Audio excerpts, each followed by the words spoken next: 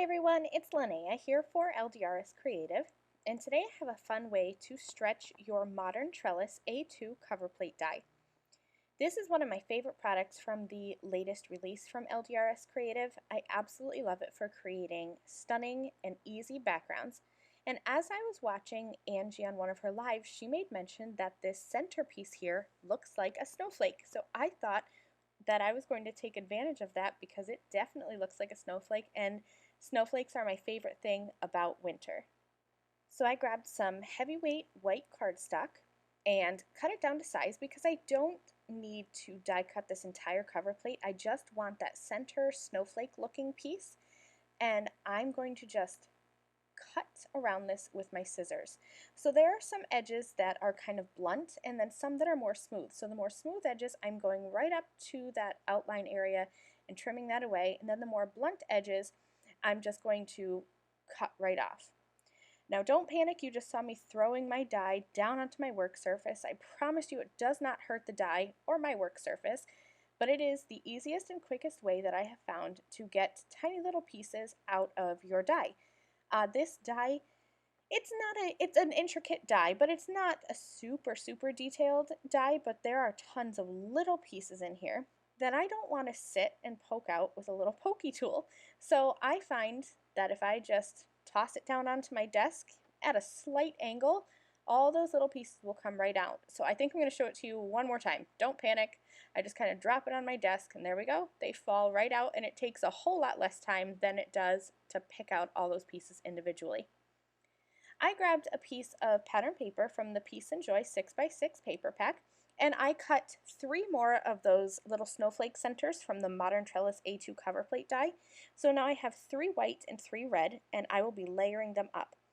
I also chose this fern-like pattern paper, and I am cutting it with the A2 diagonal stitched layered card toppers die set, and I'm also inlaying in one of the smaller dies from the diagonal stitched layered frames.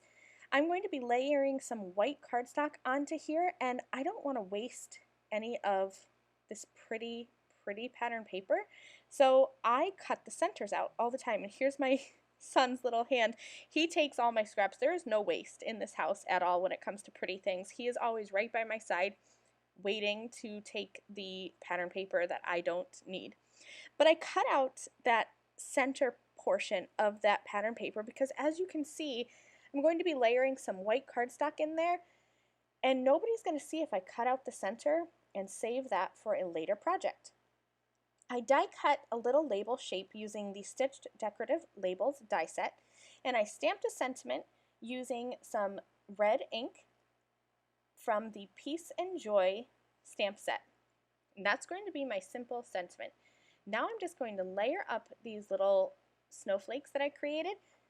I'm putting the white on top of the red, but you could do it either way. I think it looks pretty either way, but I just liked the white on top a little bit more.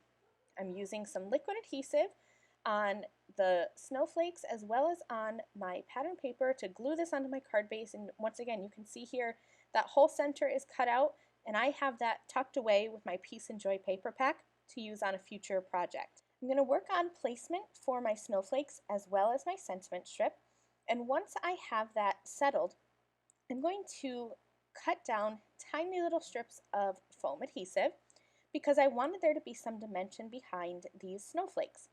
So I have little strips of foam tape, and I'm just going to add a little bit to the centers of those snowflakes to pop them up off that card background. And then I'm also going to be popping up that Season's Greetings label from the Stitched Decorative Labels die set. I'll adhere everything onto my card and just kind of stagger those snowflakes. I went back and forth between whether or not to put the sentiment centered or off to the left, and in the end I went with centered. And so this card is finished. I hope this inspires you to look at your dies a little bit differently and see how you can piece them together to make different shapes. Thanks for watching. Bye!